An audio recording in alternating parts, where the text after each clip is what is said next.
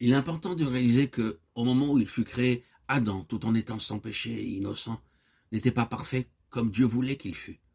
Il fallait que quelque chose soit ajouté pour qu'il arrive à tout ce que Dieu voulait dans sa nature et sa destinée. Le lien qu'il avait avec Dieu par son esprit humain signifiait une potentialité ou une possibilité, et non une union absolue et finale.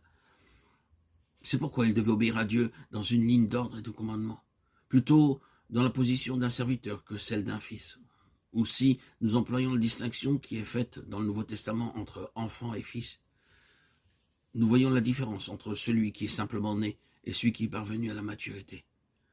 Ce qui aurait chez Adam amené la grande avance sur sa position première, de l'enfance à l'état de fils, du gouvernement extérieur au gouvernement intérieur, de l'état incomplet à l'état complet. C'était la vie éternelle par l'obéissance de la foi. C'est à ce point que toute la signification de l'arbre de vie a sa place. Cet arbre était un symbole de Dieu manifesté en Christ comme la vie par laquelle l'homme peut uniquement arriver à sa destinée voulue par Dieu, et même partager la vie et la nature de Dieu. Adam, à cause de l'incrédulité et de la désobéissance, n'atteignit pas la vie éternelle. C'est pourquoi cette vie est réservée à ceux qui croient au Seigneur Jésus-Christ et qui sont en Christ et ont reçu Christ en eux. Christ en vous, l'espérance de la gloire, Colossiens 1,27. Dans la vie éternelle réside tout le secret de Dieu, pour tout le dessein éternel de Dieu, dans l'homme et par l'homme. Il faut ensuite nous souvenir que la vie éternelle est un don. Notre objet spécial en rappelant cela à ce point, c'est de dévoiler une autre erreur. Il existe deux interprétations de la nouvelle naissance. L'une est vraie et l'autre un beau mensonge qui tord la vérité. Cette dernière interprétation prétend que la vie spirituelle est une sorte de renaissance, un rafraîchissement intérieur produit par l'effet des forces mystiques qui planent autour de l'âme. L'attirant de sa torpeur comme le soleil printanier réveille la semence endormie, poussant à l'activité des forces déjà existantes, mais immobiles.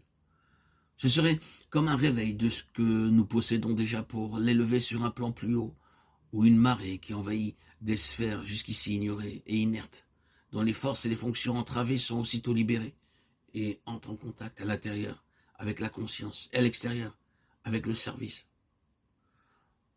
L'autre interprétation, et bien sûr la vraie, reconnaît que la nouvelle naissance signifie une vie toute nouvelle et autre, qui doit être engendrée en nous, d'en haut, par un acte déterminé de fécondation divine, un don tout nouveau et direct, d'une vie qui n'avait jamais encore été dans la vie humaine et qui continue à être une vie entièrement autre,